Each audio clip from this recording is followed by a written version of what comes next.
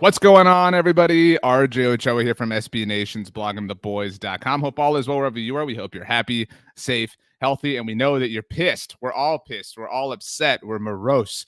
It feels blue, not silver and blue, but totally blue. The Dallas Cowboys season is over, but it is Tuesday, which means it is time for our Dallas Cowboys Roundtable here at Blog of the Boys. You can watch us live on the Blog of the Boys YouTube channel. You can also listen to this as a podcast on the Blog of the Boys podcast network. Make sure you subscribe wherever you get your podcast. Leave a rating, write a review. Want to say, first of all, we appreciate those of you who have joined us throughout our roundtables this season. And we've gotten a lot of questions about this. We are not going anywhere. The roundtables will continue throughout the offseason.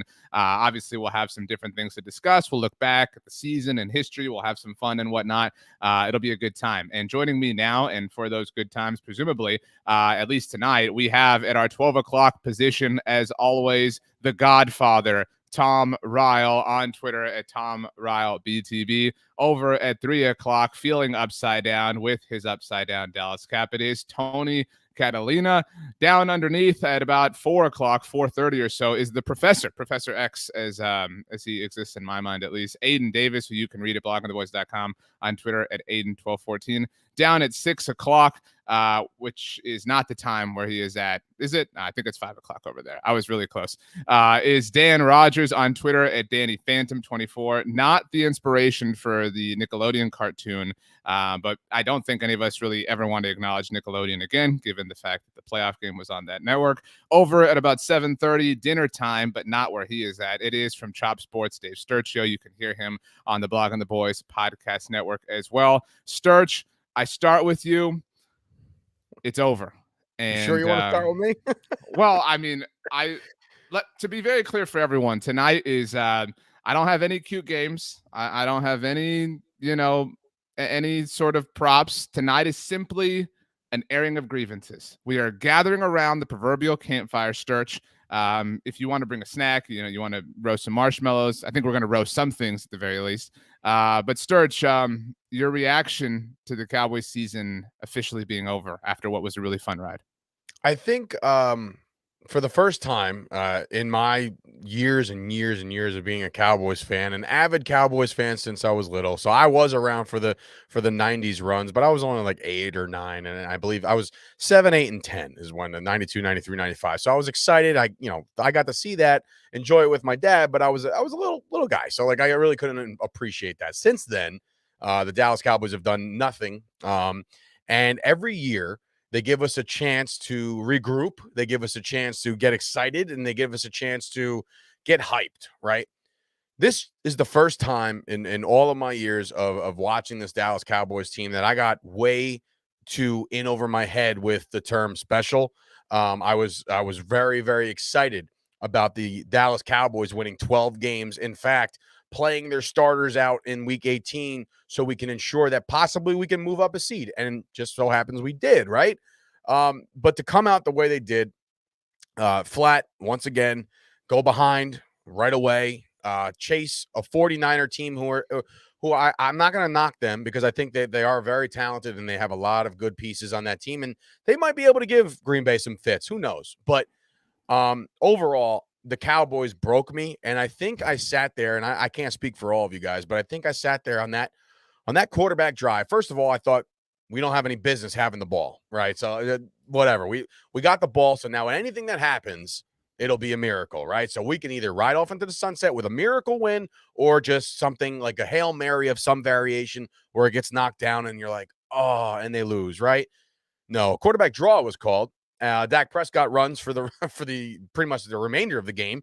Slides, can't get set. The game's over. I've never in my life sat and watched the Cowboy game with my family included, looking up at the TV and saying nothing, saying complete silence and shock that's how it all ends. All the wins, all the excitement, all the hype, all the, we got Micah Parsons, we got Dak Prescott throwing the ball more than Romo. We got, Zeke's 1,000-yard rusher. Blah, blah, blah. All this stuff. The special defense turned around from worst to best, right? But now with this happening the way it happened, I feel gutted. I feel like the Cowboys said, you know what? That's great. Do you like being right here? Because from up here, the fall is going to suck. And here it comes. And the fall sucked. And I just sat there in disbelief. I was inconsolable, I'm sure, like most of you guys, but I had to do a podcast on this network. And of course, Tom had to go write a post-game interview. We had to go to work. We had to pick up our lunch pail and get things done again.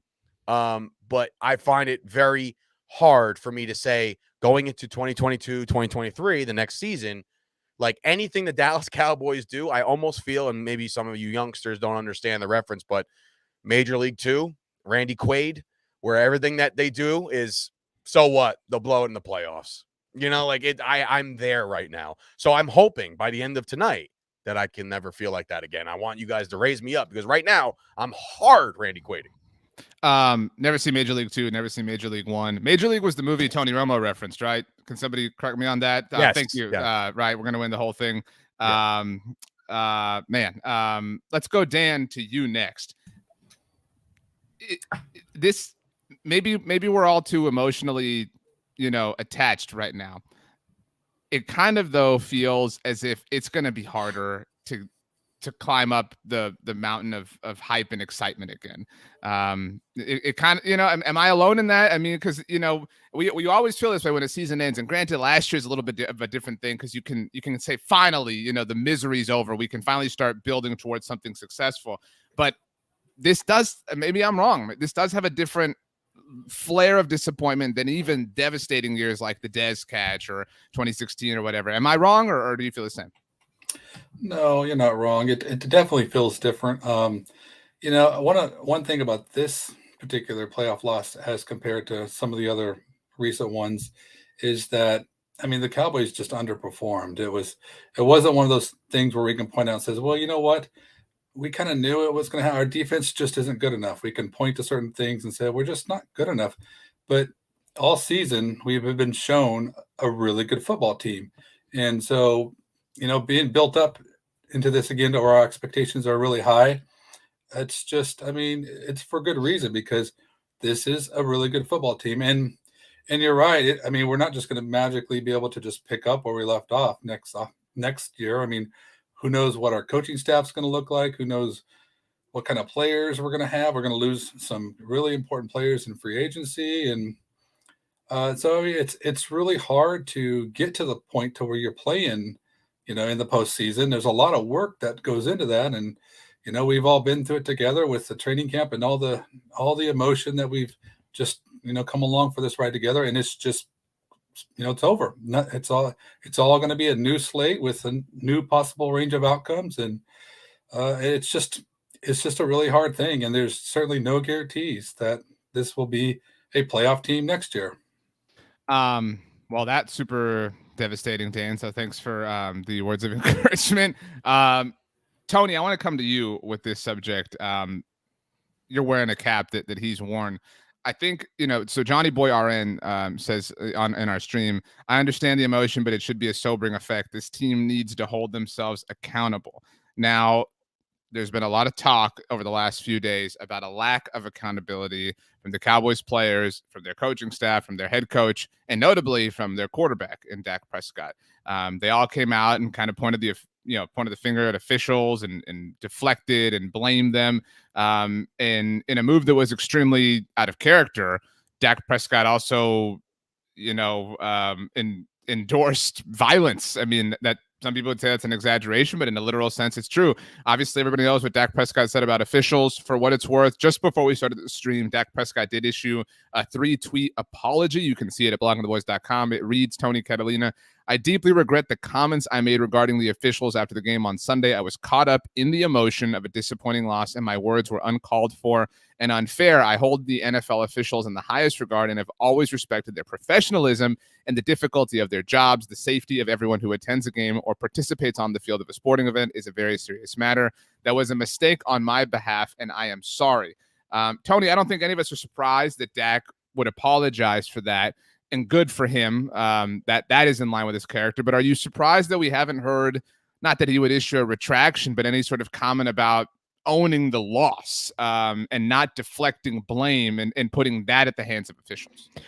that's the weirdest part about this team that has scratched my head. I think we've come on this roundtable a few times and had the conversation about like they shouldn't be talking about officials, leave that to us, right? But every time we get on and after game post conference where whatever they're talking to the media, you always heard a player talking about the ref or a coach talking about the refs or something of that nature. So it's strange because I don't really remember. I mean, maybe you guys would know, but I don't really remember a football team that was just so dominated by the referee conversation. And I understand that his frustration may have, cup runneth over with frustration. The season's over. You go 12-5. There's no way to other than to say this year was a disappointment. That's the only way to kind of describe it. So in that moment to kind of, say, wow, he's speaking out of character and this is something that you don't expect from Dak or really any player to really just hammer the refs like this.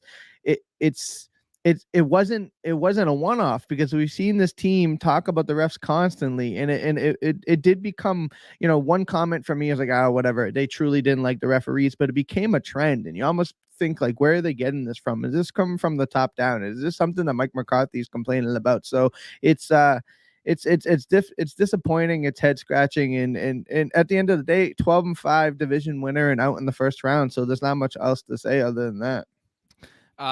Tom, do you agree with Tony that this is a heavy word, but that they were kind of frauds? I mean, that they, if you think about it, they never owned a loss. They never did. After week 1, when they lost to the Buccaneers, and that was very unique. It was, you went toe to toe with the reigning Super Bowl champions on opening night, their house, they raised a banner, all this stuff. Even after the Broncos lost, all they did actually was they dismissed that Denver did anything notable. They said, well, we were asleep at the wheel. We were smelling ourselves. When Kansas City, when that loss happened, it was, yeah, who cares? We didn't really take it seriously. Amari had COVID, etc. After the Raiders game, they really blamed the officials. After they lost to the Cardinals, they blamed the officials. DeMarcus Lawrence tweeted the photo of the fumble and all this finger pointing. They have yet to look in the mirror, Tom. So is this who they've been all year? Well, you just stated a very good list of evidence about the fact that, yeah, this seems to be an attitude. And sadly, it seems to be starting with Mike McCarthy because he has kind of thrown some of those comments out over time. I like that the quote you put up at the very first had the word accountable at the end because that seems to be sorely lacking. This team is not just failing to be accountable in their post-game comments and stuff. There seemed to be a lack of accountability on the field. Players were just not coming through, and they just all basically said, well, I've got to be me, which was like that there was something else really there, and you have to now question what was really there. On paper, this looked like the best roster they've had in a long time, and either we were just really, really fooled, or they squandered the best chance they were going to have in a long time, because now they've got a lot of reshaping and rebuilding to do on the roster. They've got free agents that are going to be leaving. They've got some clear holes. Left guard is one of them that I think I'm real concerned about. And it's just not – you just don't feel comfortable that they're going to be able to put it all together and go in. I think next year – they've still got a chance to win the division, but as has been pointed out, they're beating up on the NFC East and just kind of playing mediocre ball against the rest of the NFL, and that's not how you get to the championship. You mentioned Mike McCarthy. We're going to get to him in a little bit. Just so everybody knows, we're going to touch on McCarthy, Kellen Moore, everybody under the sun, basically the like normal sun, not the one inside of AT&T Stadium. Aidan, I put it to you. The Lunatic says on here, the Jalen quote from last year seems to be the anthem for over 25 years. If the owner don't sweat it, why should we? The Lunatic talking about, in case anybody forgot, the Cowboys game, incidentally, against the San Francisco 49ers last year was flexed out of prime time in favor of what was a Cleveland Browns New York Giants game on Sunday Night Football. Does it, we're about to peel the onion back on Mike McCarthy, Aiden, but does this start with Jerry Jones? I mean, or is that just like an easy piece of low hanging fruit? Like, oh, the typical Jerry, blah, blah, whatever. Yeah. I mean, It's interesting that you brought this quote up because from my perspective, Jerry Jones had the most honest and real reaction after this game. He flat out came, the interviewer ran up to him after the game and he flat out said, "I'm disappointed. I had higher hopes for this team. We'll see where we go from here." And I was like, thank you. At least somebody's acknowledging that there was disappointment on Sunday and that we didn't live up to expectations. Instead of like, when we go and play this blame the referee game, I'll tell you one team that didn't blame the referees, that it was even worse than our game, and that's the Los Angeles Raiders. I didn't hear an ounce of complaining from them, but the referees, they really played a factor in that game. And so it was just constant across the board, everybody not taking accountability for the fact that, yes, this season was a disappointment and it ended in a very disappointing way outside of Jerry. Jerry was the one person that seemed to understand what was happening and what happened on the field. Yeah, that's well said. Jerry's kind of the only one who is willing to hold them accountable. It's disappointing that Mike McCarthy is not. So that brings us to the head coach. Like I said, no games, no gimmicks, no props or anything. Simple. If you want to talk about something, raise your hand. If you are anxious to tee off on a subject, raise your hand and we'll fight for this. Like literally, this is going to be like the Dark Knight. I'm going to be like the Joker and just throw it in here and y'all can go at it. Tom, the first Mike McCarthy question: what should the Cowboys do about it? I think they're kind of in a position where they're going to have to find out one more year. I don't know that there's sucks. Any good. Yeah, it sucks, but I don't know if there's any. I mean, who are you going to hire to bring in? You know, what do? You tear up the whole staff and start over again? That's kind of hard. I want to interrupt you because we roasted the New York Giants for saying, well, we can't fire Joe Judge after 2 years because we have fired other coaches after 2 years. You know, we don't want to do that. We don't want to do that again. We don't want to set that precedent, you know, et cetera. And everybody said that is so dumb. If you know that Joe Judge is not the guy, don't die on this 2-year hill. Go out and start actively fixing it. And yeah, but so they've also won 8 games in 2 years. The Giants. To be clear, I'm not comparing the two situations. But what I'm saying, Tom, and then Sturch, sounds like you're ready to jump in too here. Yeah. If it's a pass-fail grading system, where's McCarthy at for you? And if it's not a pass, is it worth moving on in the name of not wasting time? Well, how do you weigh 12 wins in a season in that whole equation? I mean, they got to the number 3 seed.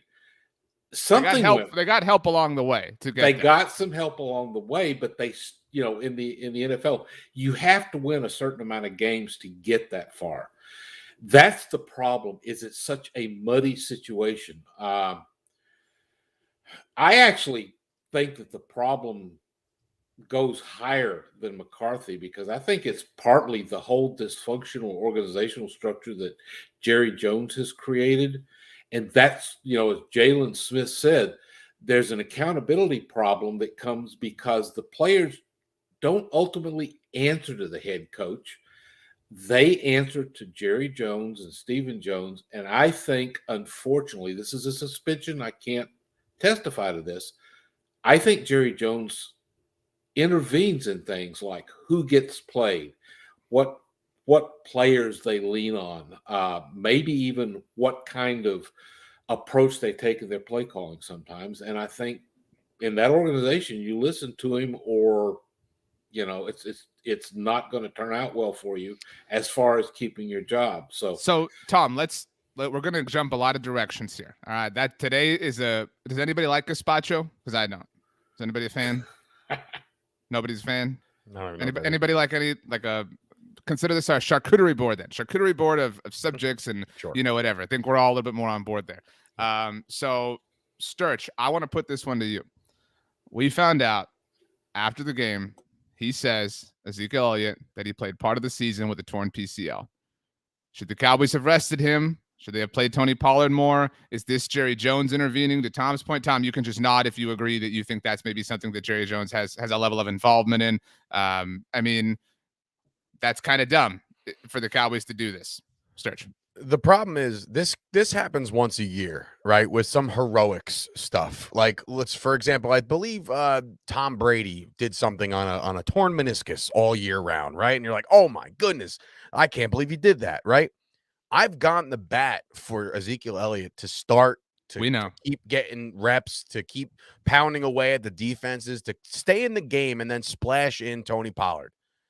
If this organization knew anything about a tear in any kind of ligament, ACL, PCL, MCL, JCL, whatever CLs there are. ACL in Austin, just to be clear. Sure. I lost my train of thought for a second, but I got it. If they knew he was hurt, which they presumably did, which obviously they know they kept using the term banged up and let's rest him, and then like let's not rest him, and then Tony, the mind-numbing part of all of this is that we rested Tony Pollard in week 18 en route to this game. And we figured, all right, well, now you got all the talking heads on the screen saying, well, Tony Pollard got rest. He's as healthy as he's been. So is that Mike McCarthy and Kellen Moore saying we're once again, much like the fake punt debacle, well, we'll get there. We're going to try to be the smartest people in the room here and say, they think they're getting Pollard. No, they're getting Zeke again. And what kind of Zeke did we get? We got Zeke on a torn PCL. That's ridiculous. And that makes me and any other Zeke apologist look foolish, because here we are saying, no, you got to leave Zeke in. You got to do more things with Zeke. Zeke's our guy. Zeke's the leader. He's the guy you're going to have to, handcuff to the bench because you can't take him out. This is a Jerry Jones saying, well, ladies and gentlemen, I pay this guy $16-17 million a year. You're going to play him until the wheels fall off. See, I think that's exactly who thinks that that's exactly what it is. Because Tom and I think that. Aidan, you think that? Dan, Tony, do you think that that's what happened here? Or your silence is no? Aidan, you want to chime in? Yeah, DeLunatic in the comment section, he brought up a good point a while ago. Yeah, it was a little bit ago, but oh, gotcha. Burgers and Blitzes, yeah, this is it. Burgers and Blitzes on Twitter brought up, and I don't know how accurate it is. They essentially brought up the fact that they wanted to run as Jerry or Steven came to the coaches and said, we're going to essentially run Ezekiel Elliott into the ground. And a lot of people have been saying on Twitter, like, this is the year for Zeke to get cut. It's not going to happen this year because the contract situation, it's way more expensive for the Cowboys to cut him than it is for them to hold on to it. So this is a big year for Zeke because they have an out in 2023. I think we're going to see more of the same this year, where Jerry's going to say, we want to prove that this contract is worth it. We have the out coming up. We're going to run him into the ground. And I think once again, it's going to fail. And so I'm scared for this upcoming season. If they're going to keep treating. Yeah, exactly. And the Rams played it perfectly. The Cowboys will not. Well, the Rams also paid Todd Gurley. The Rams at least had the humility to acknowledge their mistake and move on as soon as possible. But they ran him into the ground before they did that. But they got out of the deal way before this point that the Cowboys are at with Zeke. Dan, I want to come to you because you didn't agree with us, which fine, whatever. I'm offended. But okay, before I come to you, Dan, show of hands, who believes that in our chat here, and if you're with us watching, you can agree too, but show of hands, who believes that Tony Pollard, if they're both 100%, that Tony Pollard is better than Zeke? Who believes he's a more efficient running back, a better running back in an overall sense, however you want to define that? Okay, Tom, it's a pass-fail proposition, so your hand is halfway raised. I'm going to count you, Tom. Aidan, you're with us. That's why I moved you up here, Aidan. We're all correct here at the very top. But Dan, even if someone, I'm not saying you, but if someone wants to presume or assume that Zeke is the superior runner, right? So the mentality here is Zeke is the best running back on the Dallas Cowboys. If somebody believes that, namely somebody on the coaching staff, and that somebody is preparing for a game that is a playoff game, why would they give Zeke 18 touches in a meaningless game in Philadelphia? I have no answer for that. It makes no sense to me. We watched Zeke's tape get cut in the finale of his rookie season, and that was a fresh, young Ezekiel Elliott, and he didn't play a snap in that game. I have no idea what the point is for him to play in that game. It makes no sense to me. And Besides all, besides getting 1,000 yards. That's the only thing we can all logically assume, right? I hope that's not it. That's just terrible. I agree, but is that not the most logical explanation? Yeah, it's the most logical, and it's ridiculous. But I mean, I don't know if you remember the Hard Knocks when McCarthy is basically, I feel like he's asking Steven, it's like, we need to, keep the mileage off this guy, right? I mean, he's had a lot of miles on him, and to me, it's like they're coming to the decision, like, we are going to not run this guy into the ground. But then the season happened, and I don't know what they're doing. There's so many opportunities where Pollard should be getting more work, especially down the stretch where we're constantly hearing about he's ailing. Zeke is ailing. It's like, why are we still playing him? And then what happened at the finale with resting Pollard and playing Zeke? I mean, I just don't have an explanation for it. So that's why, I don't know where I stand. It's confusing to me. I get what you're saying, Dan, is that you can't point every variable in the same direction. And that's what's confusing. And that's what's frustrating, Tony, is this is supposed to be a coaching staff that's supposed to have things together. They're supposed to be the 3 seed in the NFC, to Tom's point. I mean, they're supposed to be ready for a playoff game, and yet they handle things like this. They handle things like they did the aftermath of the fake punt. Let's go there now, because we could have the Z conversation forever. So, Tony, you've been silent for a while. What did you think of the play after the fake punt? And, you can take this any direction you want. For me, I mean, stay with me. I'm using the word play loosely, by the way. Okay.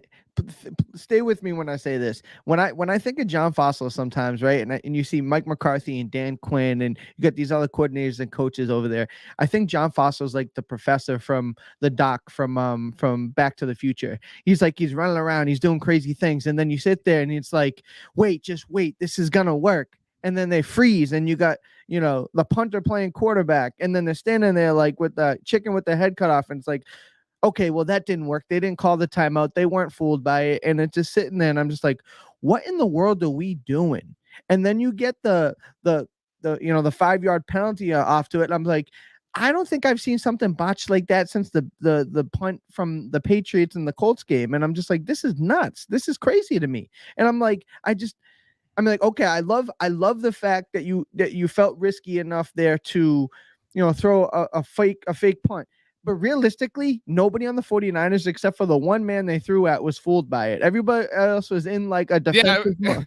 They were down, to your point, they were down 2 possessions in the fourth quarter, and they're acting like they're brilliant for, going with a fake punt here. But keep going, Tony. If one man had his head like on right, that doesn't work. And then we're saying, well, how bad of a punt call was that? Instead of the ensuing play where it's like, why do we have Dax in and nobody knows what's going on? And it was just chaos. And if you really want to talk about the season in a nutshell, I felt like that, covered it all right there in that play, because it was just a bunch of nonsense. That was just another example of them thinking that they were the smartest guys in the room. And like when they're all not biting, I wish I wish those coaches were mic'd up. I really do. Like, hey, this is going to work. Watch this. We're going to get them to burn a timeout. And then they see the clock ticking. And then they look at each other and they're like, I don't know. I don't think they're going to burn a timeout here. You know what I mean? Like they're so confused and they just, oh my God. But you're right, man. This is like the season in a nutshell of how many times everybody hold them all accountable as far as Kellen, because I'm sure there was some kind of design in there, because Bones Fossil isn't drawing that one up. You know what I mean? So Kellen Moore, McCarthy, everybody together on this. This is a collective boneheaded effort. Go ahead, Tom. Yeah, and why do they think they can outsmart the other coaching staff when I don't really think they've done that successfully all year long?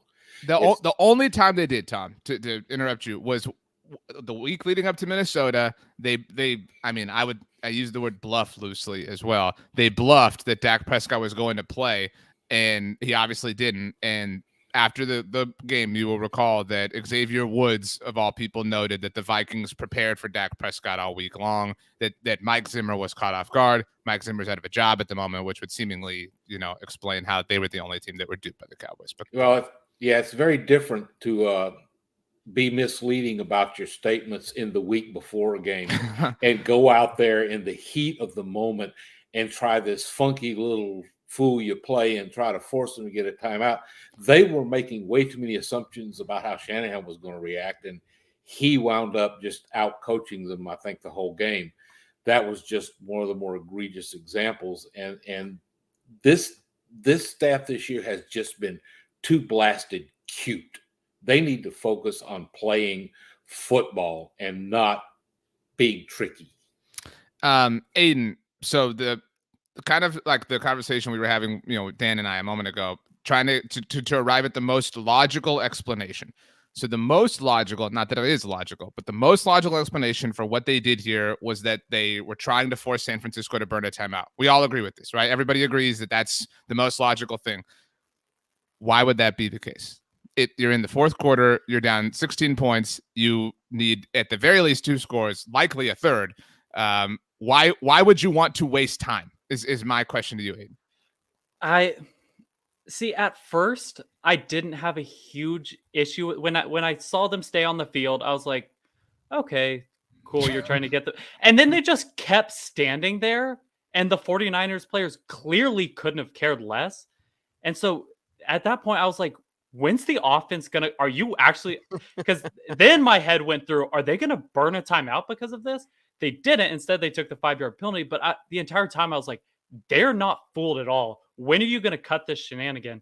And I think you're right. Wow, and I then, can't believe you said shenanigan. That sounded like you were going somewhere else. Oh, yeah. Wow. No.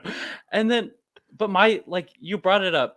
I think the issue, they just didn't think about why in the world would the 49ers care about their timeouts? I think McCarthy probably had flashbacks to the Arizona game when he unnecessarily burned a timeout because they did it against him. And he thought, yeah, playoff, fourth quarter, this is about the time that I exact my revenge. I was so fed up. Maybe he thinks if the Niners were to burn a timeout that we get their timeout, so we get 4. Just new rules as we go along. Because I think that smartest guys in the room. I honestly believe that McCarthy I truly believe he's done a lot of studying and learning and growing, and so he is in some way, shape, or form assigned some sort of value to a timeout.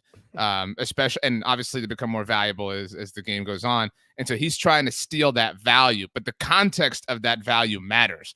And contextually, he blew 40 seconds that would have been very valuable at the very end of the game, as the Cowboys were trying, to make something out of this. And that's, Dan, I think as we get farther from this game, we might forget this. Maybe it's our job to make sure nobody does. The Cowboys had no business in this game. And that's kind of why I'm picking the Packers on Sunday, because San Francisco really let them off the hook. And I thought it was so just sad that they were blaming officials when I have no idea how Deebo Samuel doesn't, earn a first down, by the way, on that third down, play. But so the officials go, they review it, they make it fourth down, and then they call false start on Trent Williams. I mean, the officials basically, like electric shock keep the Cowboys season alive. And 20 minutes later, the Cowboys are out here blasting them and condoning violence against them. But I mean, this should have been much worse. Dan, do you agree? Well, it could have been much worse. I mean, yeah, definitely the Cowboys had lots of chances in this game.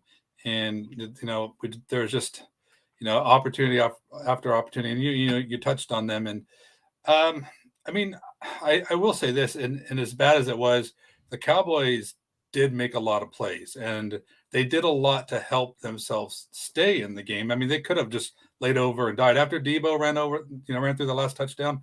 I mean, I thought it was over, but they kept with it, and there was a lot of plays that were made, for this team. So there was a lot of opportunities, and that's what makes this even harder to deal with. And I mean, if you go back and list them, and the Gregory penalty, or the Gallimore hands to the face, and just all these little things, and every little morsel of time the Cowboys could have used. I mean, the list is long for the opportunities the Cowboys had, and that's what makes this really hard, is that despite that, they still found a way to squander it. All right, hard left turn to our next subject, and whoever speaks first gets to take it and run with it. Here's the question: do you want Kellen Moore to return as offensive coordinator? No. No. Tony, you're the only one who's silent. It's not an endorsement, my silence. I can tell you that. So just to be clear, we have a room full of no's. Nobody feels yes here. Oh, absolutely. I want him to be our offensive coordinator without question. Dan against the world. Are you ready to take them on? Listen, this is how I now look at Kellen Moore. He is the last piece of the Jason Garrett era that's still with us. That's where I'm at with him. Like he is From the Garrett tree. All the yeah. Like, You guys are Garrett on has a the coach tree all of a sudden. I mean, yeah, look at our coach right now. I mean, are you sure Garrett, it was just a disaster? I mean, we did nothing. We did nothing, and we're back to where we were. I'm all the way out on Mike McCarthy, but to be very clear, I still feel like he is an upgrade over Jason Garrett. Yes. Sorry, Dan.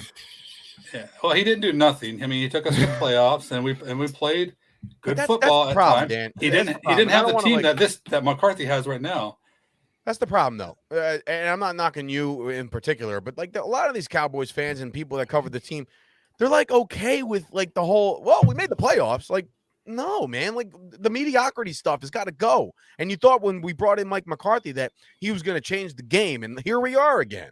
We got to do process of elimination. They're not, listen, Jerry Jones, and I'm going to say this confidently, Jerry Jones is not going to fire Mike McCarthy. It's just not going to happen. So we are stuck. So we need a change again in some way, shape, or form, whether McCarthy takes over the play calling, something, new offensive coordinator, something. We just need something, because if we go out there and trot this group out, probably minus Dan Quinn, because you would assume after that S show or the shenanigan show, as Aidan would say it, after that, you would think Dan Quinn's like, all right, I love you guys. I really do. But I'm going to go. All right. I'll talk to you guys later. You know what I mean? Like the want and the need to be there now when the fan base and everybody's accepting mediocrity, that is a destination to be in Dallas. Kellen Moore might have coached himself out of any other head coaching opportunities, in which we're stuck now with Kellen Moore coming back as the OC. Dan, it was reported that the quarterback draw at the very end was called by Kellen Moore. Obviously, it was endorsed by Mike McCarthy. Are you a fan of this? Are you not a fan of this? I'm a fan of it. So then who do you place the blame on for it not fully working? Because it worked in the sense that Dak Prescott obviously picked up yardage. Do you place it on Dak? Do you place it on McCarthy? I mean, there's a clear miscommunication there, either on behalf of Dak individually or somebody telling him like, hey, you have X amount of time, get down, get the ball out, hand it to the official, spike the ball. I mean, who's that on then? Well, I mean, it's on multiple people. I would assume that these guys have practiced this before and understand that they have to give the ball to the official. They didn't. So first off, the message didn't get through. So blame the coaches, blame Prescott. The play itself, I mean, if you look at it, that's the only chance they had. We're free rolling anyway. So, I mean, we know what we're up against. The plays that they made to get in that situation, that was fantastic. So you have this one shot. You saw how the defense was aligned. I mean, we've seen teams do this over and over. They get down there in plenty of time. Tony Romo believed it was going to happen, and they just didn't execute. And then the official is out over there, I don't know, playing Angry Birds on his phone, and it takes him forever to get to the line. And then, it just didn't work out. But I don't think that the play itself was a bad play. I mean, I don't know. What are you going to do? You're going to try to throw the sidelines when all the 49ers are sitting there camping out over there? But they weren't. They threw the sidelines 3 plays in a row, and we were digging because they were all over them. They weren't aligned that way on those plays.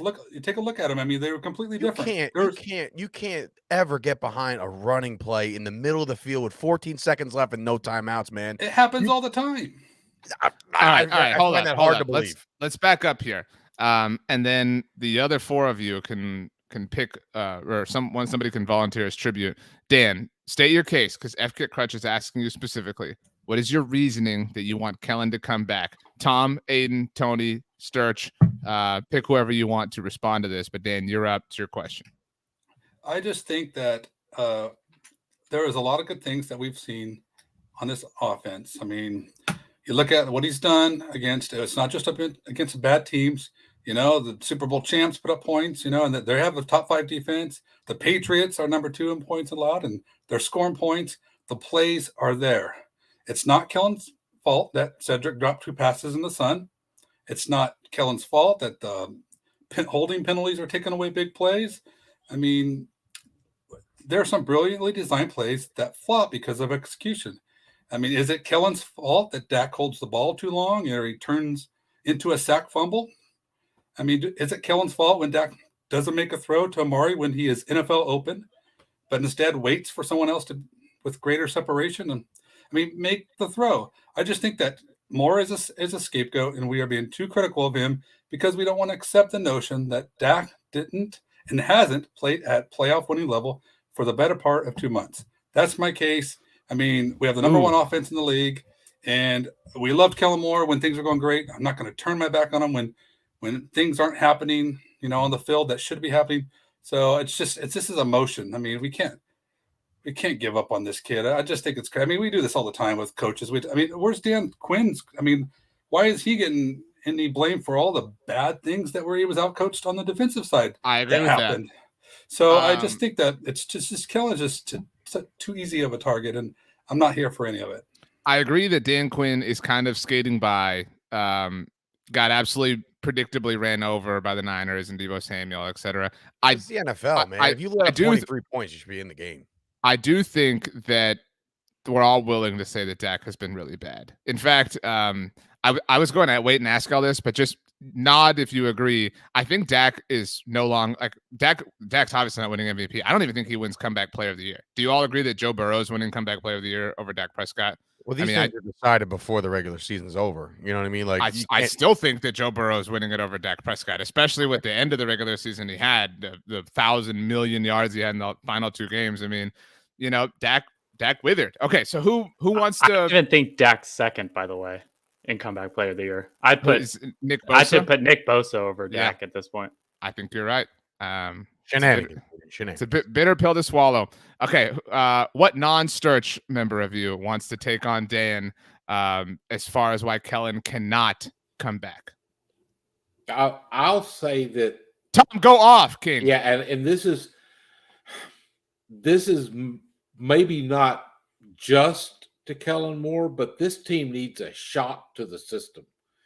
And you can't dump Dak, you can't dump Zeke, you can't get rid of any of your good players that are still coming back.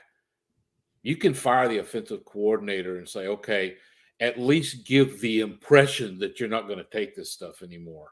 And I also just think that there seems to be a pretty clear indication that people kind of decoded Kellen Moore, to borrow a line from Bob Stern, at about the halfway point of the season. And he was no longer mystifying people if they weren't another member of the NFC East.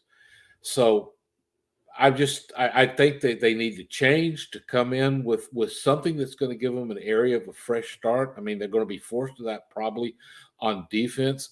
I do want to parenthetically add, Dan Quinn's defense disappeared on the first drive for San Francisco. They shredded them down the field, and it's just like set a tone for the game. That was a horrendous showing for those first 7 plays. And so, we're going to see a lot of changes. I think at least one of them is going to be involuntary, and I think it's a chance they might make a voluntary move. I don't know that there's a great answer, but they need to accept the fact that this year is not going to be the cakewalk to the NFC's championship that last season was, and just brace for the fact that they're going to have to go there and fight. And maybe that's the kind of hardship that can do this team some good and grow and maybe give us some hope. I would like, maybe they can even actually do better next year if they can find some way to weed out some of this complacency and lack of accountability. You just realize that I'm asking for an awful lot there, but let's zap it. Well, Tom, to be honest with you, I'm just hypothetically speaking and just thinking out loud, just because of the next year's opponents, there's a very good chance the Cowboys win 11, 12 games again with the Tom, with the current roster. What is that going to do for us? To Sturch's point, I do think they cakewalk to the NFC East Championship. I think that's their problem. And look, they'll go 6-0 in the division again. We'll all talk about Dak is 10-0 in his last 10 games against New York or whatever. At that point, like we'll do all the same song and dance. and we'll be here yet again. Do you disagree, Dan? Just a quick question. We haven't had a repeat NFC East division winner since 2004. Mhm. So, I mean, parity in the NFL is a real thing. So just that's all I want to say. Totally. And I wholeheartly agree with that. But then I looked at the opponents and I said, okay. But like, it's literally it's the division that Aaron Rodgers gets to beat up on every year. It's the AFC South that consists of teams that don't care anymore to be in existence. Yeah, we're going to win games next year. Even if matter it's what just they do in January. Who does anyone think is a legitimate challenger to them in the division? Just the division specifically next year. Maybe Philly. Aidan, is that? I don't know if you're going to make a case for them. I mean, I'm not predicting it, but Philly has what they might see as a franchise quarterback, and Jalen Hurts played all right this year. He played all right this year for a second. Hope they think Here's what I'm Aidan saying. Getting dunked on by the round. Here's what I'm saying. No, you're fine, Aidan. He played all right this year, and so they now have 3 first-round picks that they don't have to use on a quarterback to build around him. I know Jalen Reagor turned out to be really, really good at football. No, but Devontae Smith is awesome. Like, I mean, hey, you know, like you can't. No, he's awesome. But that's they fumbled their first round picks year after year. I'm not about to get on them because they got 3, and they're going to give one away to somebody to get it. I don't know. It's just that's like saying the Cowboys fumbled the Taco Charlton pick, so you can't trust them with the first round pick. TJ Watt's arms are too short. We all know that. I mean, what could they do? Their hands were tied. I'm surprising you guys with this. I want each of you to pick one name that, if you can only have from this list, one name. So 5 total free agents to bring back, your top 5. You're each going to assemble, or you're going to collectively assemble it. These are the free agents to be on the Cowboys roster. We're going to go in order here, and the platform sorted you guys. I didn't do this. So Tom, you're up first. And again, you're building this together as a team, people. I know you're so used to battling one another, but if you can come away with this with keeping 5 of these players. Tom, who's one that you want to lock up and why? Tom, you are on mute. Great start, man. Great start. Oh, I'm sorry. Yeah. I was just going away there and heard you battering in my ear, Tom. Like, huh? I was saying Jaron Kearse. That's your number 1 pick. Oh my gosh, I forgot about our draft a couple weeks ago. Yeah, I think he solidified the safety position, and don't forget, there's 2 other safeties that are probably gone. So Johnny Boy RN agrees with you, Tom. Yeah, I would. And so does Chip. And he's a very close favorite over who I think should be the second player on this list that's going to be picked. So Jaron Kearse is first member of our starting 5. Aidan, second member. I mean, there's an obvious answer that I'm going to let Tony pick because, number 1, I think Tony, he thinks you need the help. No, not necessarily, because I want to demonstrate. I think I'm going to say Dalton Schultz here. And granted, that's not my number 1 on this list, but I think Dalton Schultz is my number 2 because the consistency that he brought to the offense and the consistency that you get with a solid tight end is huge to the team. And I still think he's the most underappreciated outside of Brian Anger, the most underappreciated player on the Cowboys team this year. I think he did so much for us that we don't realize. And I do think it's going to be fairly easy to get out of Jarwin's contract. And, Schultz is really valuable because the Cowboys have all these magnificent wide receivers, but Schultz is the, guy with the most receptions in the game where the season's on the line. So clearly he has incredible importance. He moves the chains. Great pick, Aidan. Tony, Aidan placated to you. So who you want? I mean, yeah, it's low-hanging fruit, and you have to be able to get to the quarterback. So I definitely want to try to find a way to keep Randy Gregory in the fold. As long as you put him and DeMarcus Lawrence together with Micah Parsons. And I do believe, I'm going to give Tom some props because I do think Jaron Kearse probably would have been my number 2 just for the demeanor, the way he played. He's just a match nightmare for the tight ends. I mean, look at the way he played against some of these top tier tight ends. So I am a part of the Jaron Kearse fan club. But yeah, Randy Gregory to me is low hanging fruit and easy pick. Dan. So just so I'm clear, we can't duplicate people's picks. We have to pick. Yeah, no, you are the 5 horsemen. I know that doesn't make sense, but the 5 horsemen of the Dallas Cowboys front office. So you're putting this together as one team. So you already have the other 3. is so you don't have to worry about them. Okay, so I already have the other 3, and it doesn't take into account to what they're likely to demand. Correct. We're just prioritizing here, kind of our 5 favorites. We'll worry about financial details later. We got a credit card here. We're good. Okay. Oh, brother. I think I'm gonna go with Jaron Kearse, Dalton Schultz, Randy Gregory off the board. I think the ones that people are probably thinking about are Brian Anger.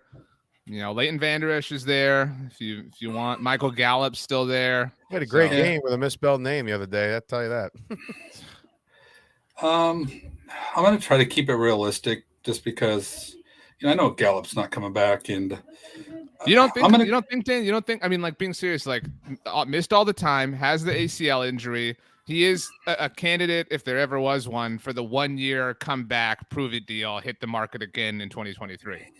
No, he'll be too expensive. I mean, he's going to be worth more to other teams that can actually, give him more targets than what the Cowboys can. So I don't see the Cowboys. I think the Cowboys can find a cheaper third receiver. I mean, it may even be, another one of these free agents, but I don't. So you hate Michael Gallup? Wow. Okay. I think Gallup's priced out. I mean, I'm just being realistic, and I'm going to go with kind of a different one. I'm going to go with Carlos Watkins, because I actually think he played very solid, and I think the Cowboys can get him on a reasonably cheap deal, and we don't have any one tech players, and so I think we have to kind of Steven's approach to free agency is just kind of fill those voids first, and then we can worry about other things later. And I think he's kind of like a very safe little plug for that position. So I'm going to go with Carlos Watkins. Okay, so Sturch, you have to round it out here. You're 4 collectively. Tom went with Jaron Kearse. Aidan went with Dalton Schultz, Tony, Randy Gregory, and Dan now takes Carlos Watkins. Does anybody want to offer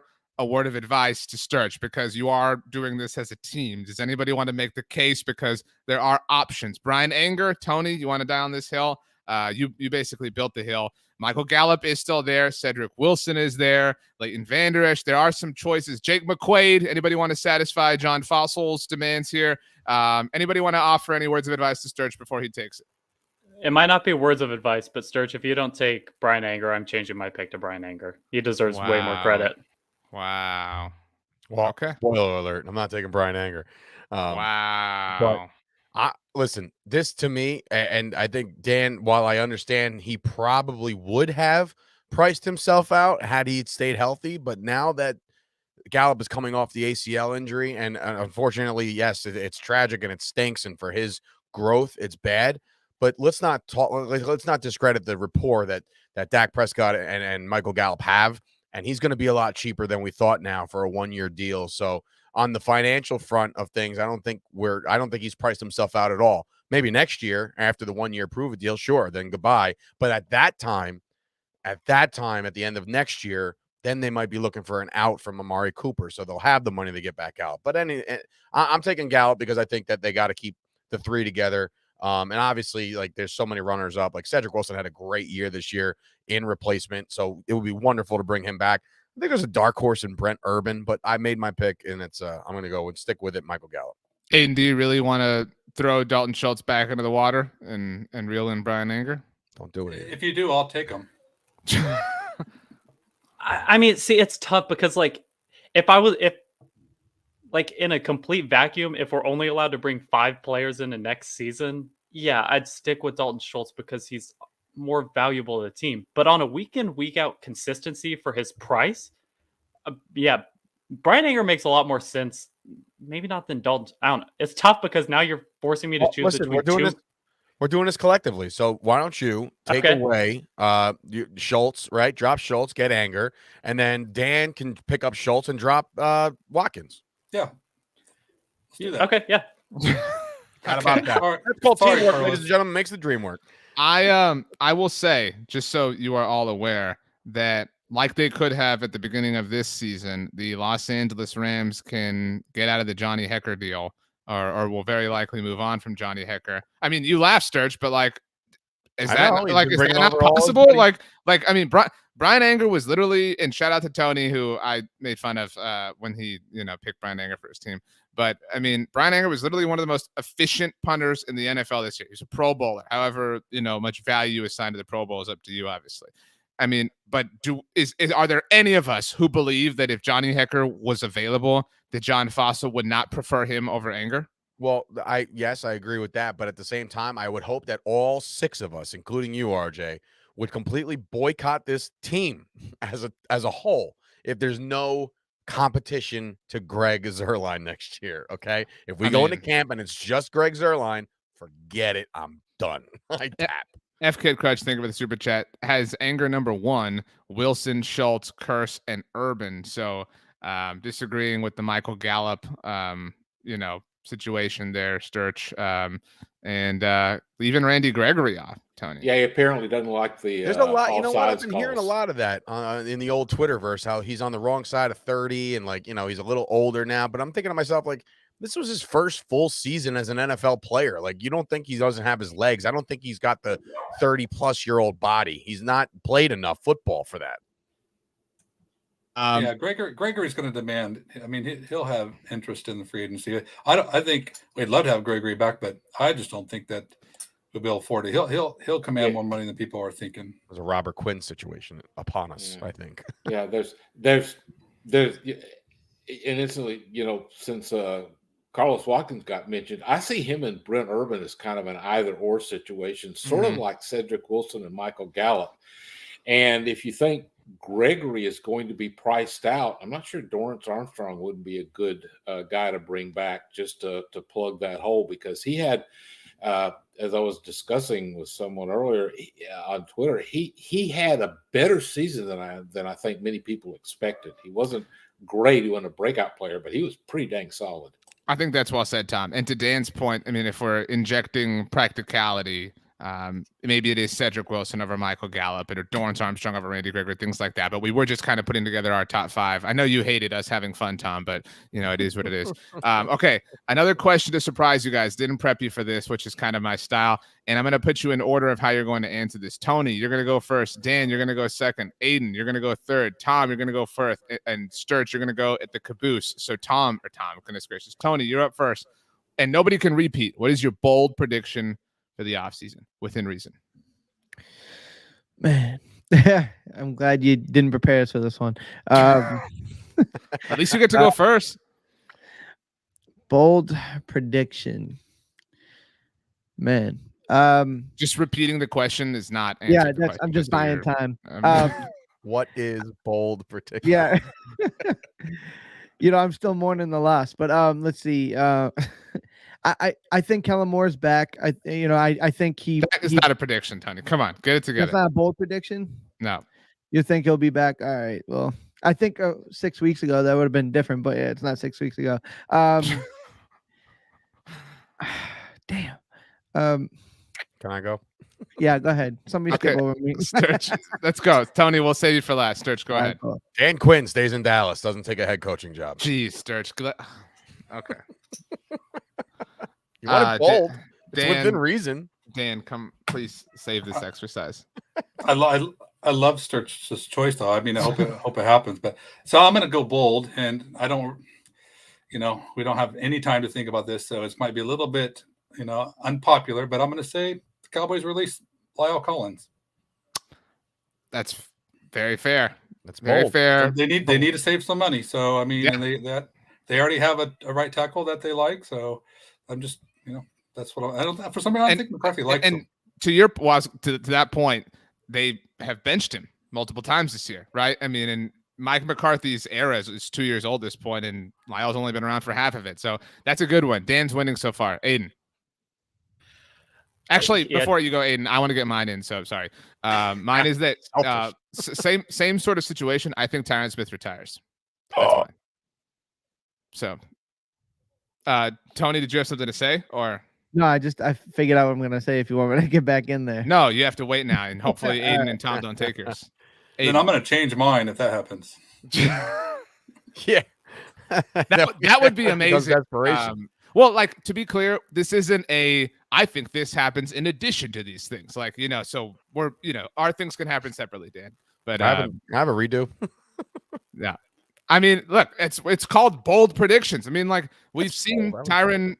I mean, there's a lot of money at stake for him, but like, could anybody does anybody think this is impossible? I mean, he's still really young as far as the grand scheme of life. He has his whole life ahead of him. I mean, we've seen Cowboys offensive linemen, great ones, retire, early in life. I mean, it might not be worth it for him anymore. I mean, the Cowboys might have just wasted a Hall of Fame left tackle, which would be par for the course, unfortunately. And he's having trouble staying on the field. Mm-hmm.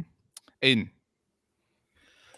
I mean, my bold prediction on record before anybody starts saying anything, my bold prediction was going to be that the starting offensive line has 3 new faces next year. But apparently with Lyle Collins and Tyron Smith, that's not bold anymore.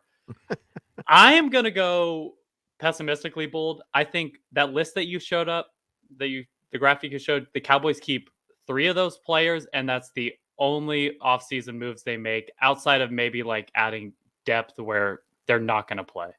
So I think pick 3 names off this list. I mean, it's what we've seen from the Cowboys. Is that going to be enough to fill a team?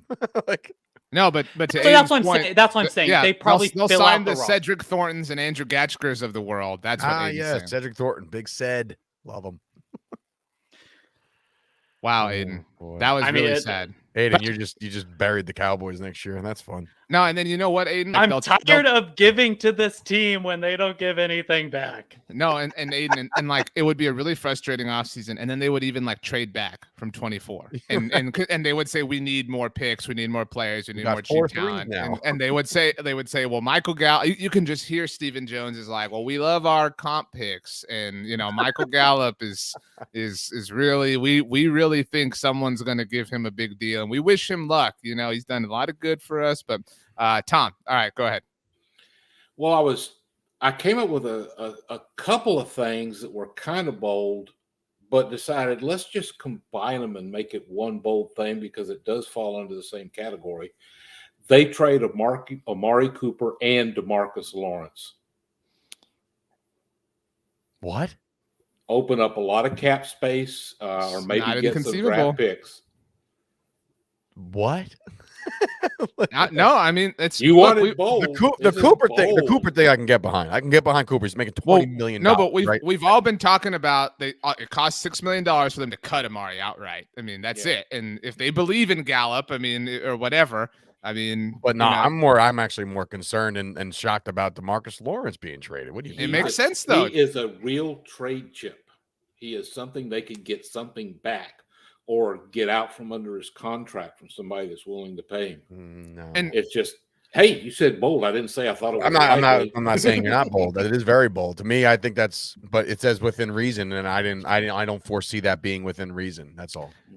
I think that would be not really smart, but it would be it's really unlike them, Tom, in that like that's you get out of something a year too early versus a year too late move. Like we never see them do that. Like DeMarcus Lawrence falls into the like beloved players club that they hold on to until the bitter end. But I think that's a really great bold prediction, Tom. So good for you. You're playing. You mean kind of like the other DeMarcus? They did hold on a little bit too long for him. I mean, until he won a Super Bowl in Denver. Yeah, well, he had Von Miller on the other side. I mean, that sort of helped. Tony, you really failed at the beginning of this exercise. But go ahead. This whole exercise has not been good to me because he stole my thunder. I was gonna say that the Cowboys signed one of Cedric Wilson or Michael Gallup. They were gonna draft a wide receiver in a top. We don't care what you were gonna say. We want to know what top you're 100 in a pick, and Amari Cooper is no longer a part of this team. He played his last snap. So. So you still don't have a bold prediction. Bold prediction. That's it. If it just costs $6 million to get out of the Cooper contract, I can see that being very, very likely if that's the case. When we talked about like most disappointing things in the middle of the season, I said that CeeDee Lamb was the most disappointing player relative to expectations. Got a lot of frowns around here. I don't know that I trust CeeDee in an Amari Cooper-less offense. I really don't know, which bums me out. But I don't know that I do. Okay, let's flip this thing around the bend, which means, Tony, you go first again. Do not mess this up. As opposed to what is your bold prediction for the offseason, what has to happen to the Cowboys this offseason? Could be anything you want. They have to, fresh faces on the offensive line. I think that has to be a complete overhaul. I could get on board with Lyle Collins being gone, but I don't necessarily think that has to mean that Terrence Steele steps in. I think it will, but I'm okay with drafting that center out of Iowa. I'm down for getting a whole new fresh set up front, because the Cowboys offensive line been living off of reputation for too long now, and they were not as good as the names would give you to believe. So Dak Prescott was antsy in the pocket. He didn't trust it. Some of that may be injury, but I think a lot of it had to do with the offensive line play just wasn't there, and they were getting bullied. The line of scrimmage was getting, pushback ton, but the offensive line needs a facelift. Okay, Tom.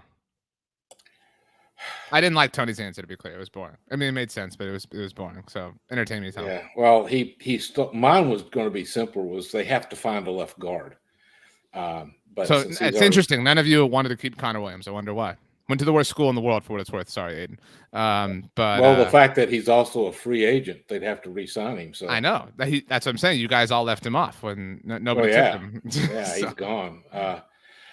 What does? I think they have to find Dan Quinn's replacement, because I think Quinn's gone. Well, they literally have to do that, Tom. I mean, that's come on. Well, that's literally what the question says. I mean, that's what you have. Not wrong. I don't know, because there's so many little things. I think they have to figure out running back. They have to decide if they're really going to ride Ezekiel Elliott like this. I mean, they're stuck with him. But does he stay your lead guy, your most important guy? I think they've got to sort that out, come up with a better solution. And maybe that means they got to come to terms with it. Like, that's how I would put that. Yeah. Maybe find the new role for him as your third down back, so he can use that excellent pass protection skill he has. Because that's the one thing he is just absolutely wonderful at. Aidan. Once again, it's a curse of Tony, that was my completely my answer as well. So you guys love to copy each other. Heck, I wrote a post on it, so it's my answer. It's the right answer.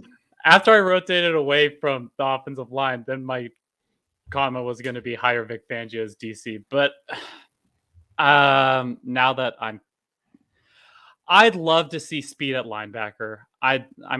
We're probably not going to bring back LVE, and it's reasonable. I'd love to see the way that Micah was making plays in the playoff game, where he was started at the middle of the field and he was chasing down the running back on a sweep and making the tackle in the backfield, like the way that we used to see Jalen Smith and Leighton Vander Esch. I'd love a speed at linebacker again. And I think that's a huge part of our issue in stopping the run this year.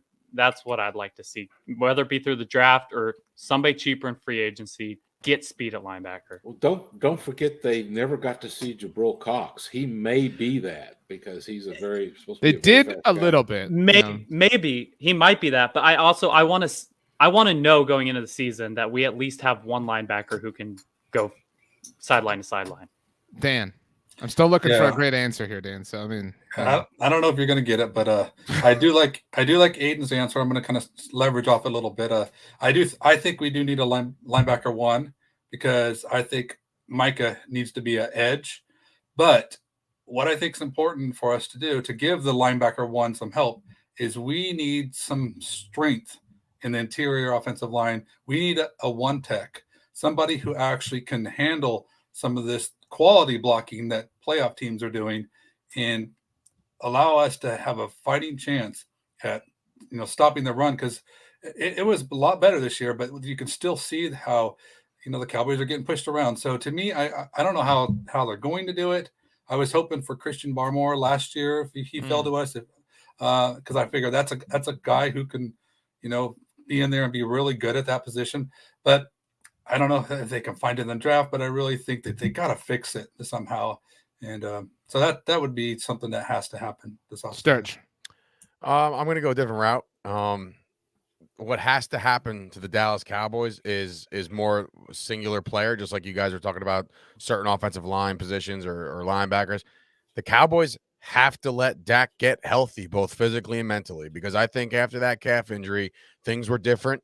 Mobility was different. His mentals were completely different. People were calling him in a slump. It was just Dak Prescott has the ability. He's a winner. I said that on my podcast the other day on the Jersey Boys on this network. I said Dak Prescott is a winner, and he's going to be falling out. This is kind of where we were at with Zeke last year, where people were writing him off as a top 5 back. He started to fall out of the top 10, right? And then I said, you know what? Zeke's got that chip now. He's going to want to prove that he's one of the best, right? Dak Prescott's going to fall out of favor for a lot of people, and a lot of people are going to write him off as not being an elite quarterback anymore, or maybe he was never elite. You know, when you lose a game like this, it's scarring on your mentals, and obviously he's gotten the crap kicked out of him the entire year. He needs to get healthy. He needs to get right, and it starts with, you know, the guys that you just mentioned. Maybe get him a new offensive line. Maybe keep some of his weapons around. Get Dalton Schultz back. You know, get that running game going, because they're invested in Dak Prescott. He's not going anywhere. So the Dallas Cowboys have to get him right. Well, great. Now RJ gets to give us the best answer, since he looked like he's not pleased here. So tell us, RJ, what is the correct answer to this? I think that Aidan and Dan is their team name, had the best answer of you 5. My answer is a little bit more emotional. The Dallas Cowboys have to shut up. That's what they have to do. Just shut up. Like, we're sick of hearing this. Like, we're sick of it. Like, you know what? I've said this on a few shows already. You know what is like actually hilarious? And look, I hate the trashing of Dak that we all are partially doing, that is necessary because of how poorly he played. But it is hilarious that Dak told Tom Brady, "Oh, we'll see you again in the playoffs." Like, I mean, that, like, not enough with this. Like, you know, like, and like, I'm not saying don't believe in yourselves or anything, but your franchise is a joke right now. Like, that's what you are. You are the punchline. You are the meme. You know, so all this, like, you know, getting all into yourself when you're 6-1 or whatever. Like, no, that's like, I don't know that I'm gonna personally believe in them if they have this kind of season next year until they reach a level of legitimate success. And I don't know that I'm alone in that. I mean, it's we need to see something different. So, like, that's what I mean by shut up. Like, we need to see a different, you know, I don't want to see any front running. That's what, anytime they are good, they have no problem letting people know how good they think they are. And I don't want to see that again next year. So basically, I think that was a perfect answer. But basically just accountability. They have to become accountable for their garbage. Yeah, I mean, it's hilarious to me that they want to blame officials for everything. Like, nothing's their fault. Everything's great. Corny. It's corny. And it's lame. I mean, right. you look like the team that all the doubters and haters and whatever you want to call them said you were. Like, you had every opportunity to prove them wrong. And I tweeted this out yesterday, and it upset me to tweet it out. But, you know, we want to sit here, and I'm not saying like Dak will never be elite, whatever, CD will never be elite, but we all believe in Dak and CD and Amari and the offensive line, and we have their jerseys and all this great stuff, and, you know, whatever. And like all these people have them as their Twitter profile pictures and whatnot. They had the ball down 6 with 2 minutes, 42 seconds to go and 3 timeouts, and they failed. Not the refs, not the coaches, them, the players that we gas up every single week and that get all the retweets and that are on the Sunday Night Football intro with Carrie Underwood and all that stuff. They failed, and that needs to be said and acknowledged by a lot of people. I said something that caught a lot of steam last night, and I said, don't get it twisted. We're all watching the Cardinals get trounced by the Rams. The Dallas Cowboys would have lost to the Cardinals too. Just letting you know. Like, I mean, look, I tweeted this, like, the Cardinals are frauds. They are mega frauds. They lost 4 of their final 5 games and got waxed in the wild card round. And they beat the Cowboys. Their one win in that stretch of fraudulence was against the Cowboys in a game that the Cowboys knew they had to win to prove that they were not frauds. I mean, they just, you know, like, we're talking about a culture that, you know, spans different coaches and different teams and different players and different stadiums. I mean, like, this is an infestation. This is a plague that is a powerful force working well beyond, you know, the 53 dudes that play every single week for this particular team. For the first time in my life on Sunday, I was legitimately embarrassed of myself because because fooled myself to think that this year was going to be different, and this year was the special. I've talked myself into it. We all did. Like I've 12-5. I was drinking the Kool-Aid by the gallon. I legitimately just felt, I remember telling my fiance multiple times this year, I'm like, this team feels different. I've been watching this team for 20 plus years. This team just feels different. And I was ignoring the signs that were right in front of us, right? Every time there was a little bit of adversity, there was no accountability. Every time they played a good team, they came out flat. If the situation wasn't perfectly dictated to where they could take advantage, or if it was advantageous for them, like they just sputtered. And I'm sitting there thinking, and I picked it on this very show a few weeks ago, that the number one team I wanted to place was the San Francisco 49ers. I got what I asked for, and I surely got what I asked for. And I just remember sitting there when Dak, the look on Dak's face on the sideline of just pure shock, and just like, oh my God, like the deer in the headlights. I just felt like, I'm like, oh my God, they got me again.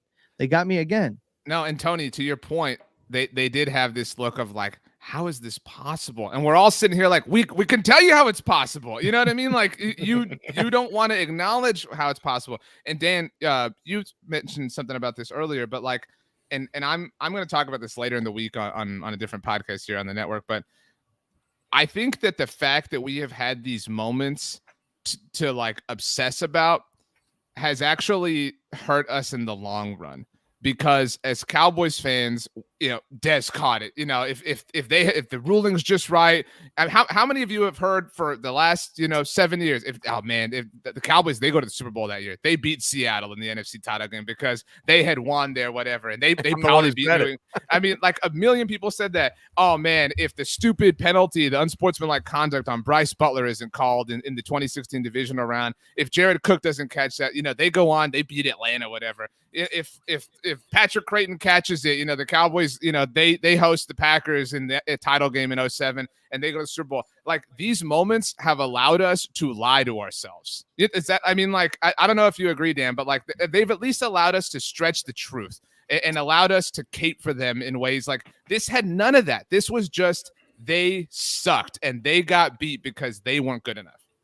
Yeah. And I think this year was different in the sense of, rather than just like completely surprising us, they kind of slowly kind of were letting us know that they weren't that great. They had struggles down the stretch. But I do want to say, and I want to kind of bring it back in a little bit.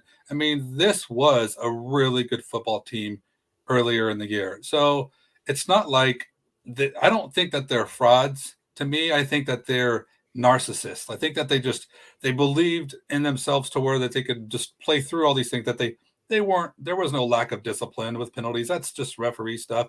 We're really good enough. And I just think that there was a little bit of overconfidence that was created within the culture, and that they were going to show up and outplay them. And it didn't happen. And, we saw signs of that down the stretch. So, I mean, to me, I think that, I'm certainly disappointed. But I kind of, like I said, toward the end there, it was starting to kind of like set in that, this isn't going to be a special year unless they really are that special team that can turn the switch, and Dak's fantastic and we're lighting everybody up again and defense is playing great. So I think I'm disappointed, but I'm also like, it didn't sneak, it didn't like just surprise me. So Tom, is this going to be the hardest it's going to be for you to get excited again? Or do you share that sentiment?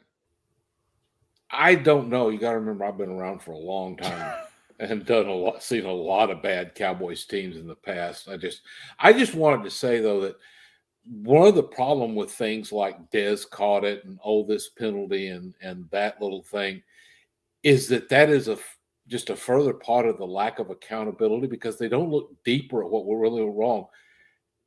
The reason that the Dez Bryant catch was even important was because DeMarco Murray lost the ball when he was on his way to putting the Cowboys up for a commanding lead. Yeah, and Dan Bailey had his field goal blocked at the end of the first half, and then the Cowboys allowed a 6-point swing with Mason Crosby making one himself.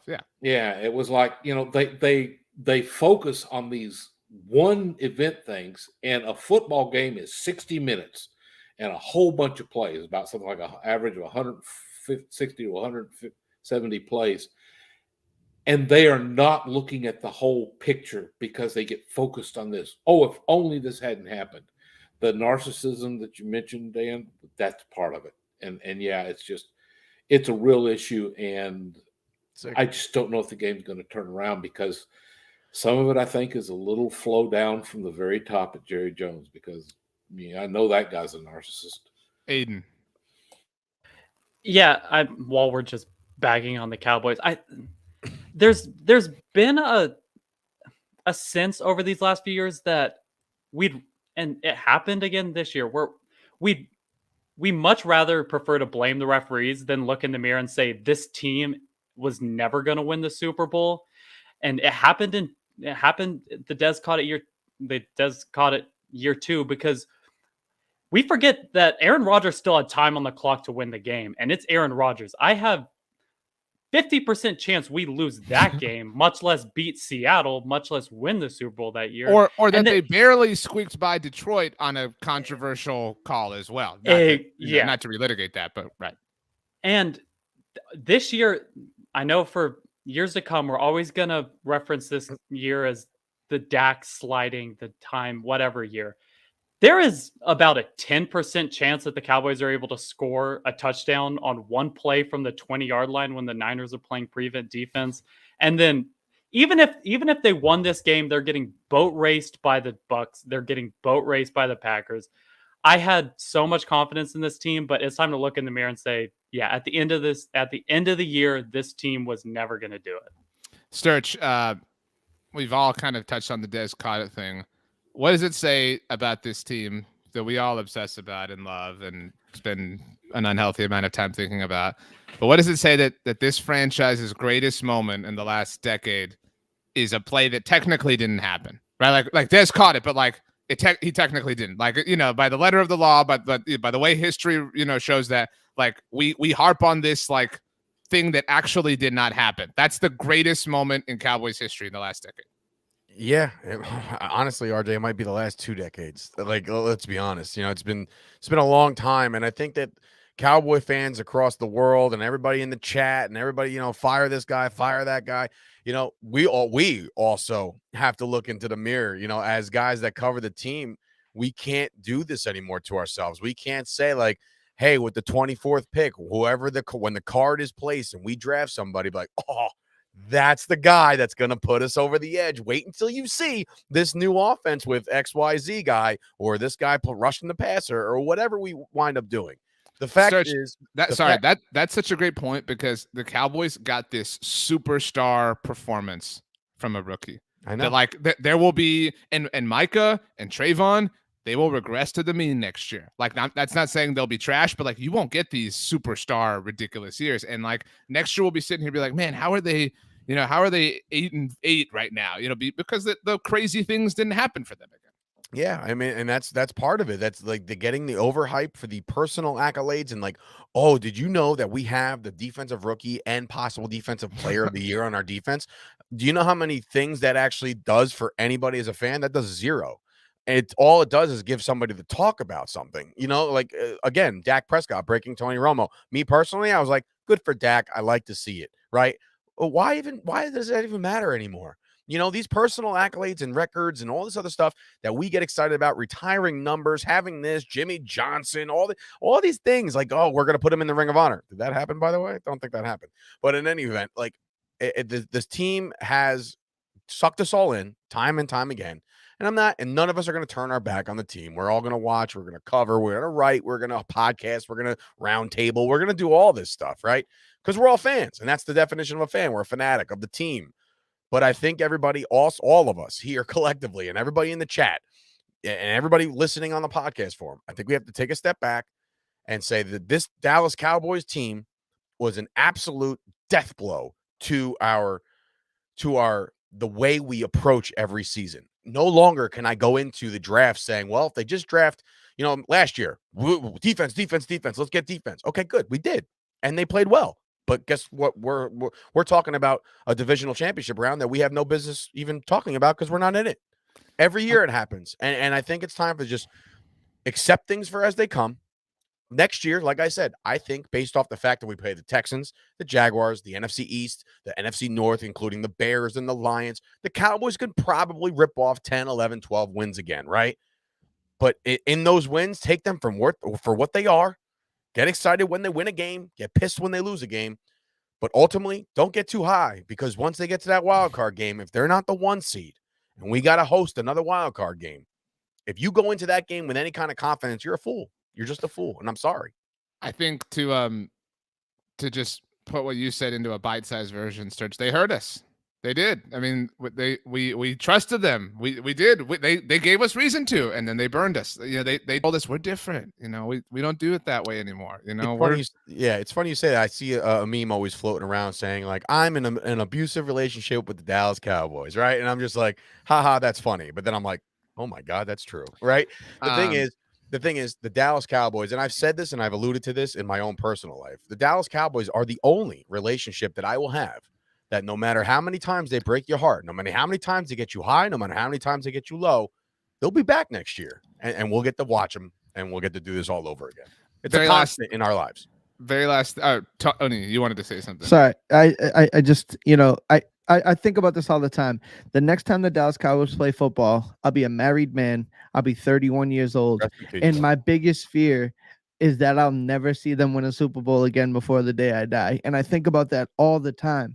Like legitimately all the time. And every time they go 12-5 and lose in the wild card, I'm going to be like, I might have kids. This might be the last year that I don't have a child. I know for a fact this is the last year I'm not going to be a married man. So I'm just petrified that I'll never get to see this and enjoy it. Tony, marriage is a good thing. Like you got some good stuff happening to you this year. Tony, if it wasn't for me having my family, my kids surround me on Sunday, I would run into traffic. So believe me when I tell you, it's a good thing to have those people surround you on these tragic times, because they're the ones that are going to scoop you up. Your kid's going to smile at you and say, let's go play. And I'm going to be like, I feel better. Can I put this? Can I put my kid through this? Can I put my kid through this torture? Yeah, I'm putting mine. Yeah. I think we're all saying, and I don't think any of us are like emotionally compromised by 2 days ago, but like this is a different bitterness. This is a very different bitterness than anything that has happened in the last 25 years, whatever you want to say. It's a far more sobering bitterness. And what makes it even more so is that they don't realize that. And that's what's like truly terrifying. Last question before we leave, and just yes or no. If you want to add something, it's up to you. You brought it up, Sturch. And like I said, we'll be doing these roundtables all offseason long anyway. But yes or no, Sturch, over the offseason, before the Cowboys kick off week 1 of the regular season, is it announced that Jimmy Johnson is entering the Ring of Honor? Yes, because they have to sidetrack from the misery that is. Dan. Yeah, I think so. Aidan. Yeah, just because it would be completely ridiculous if they didn't.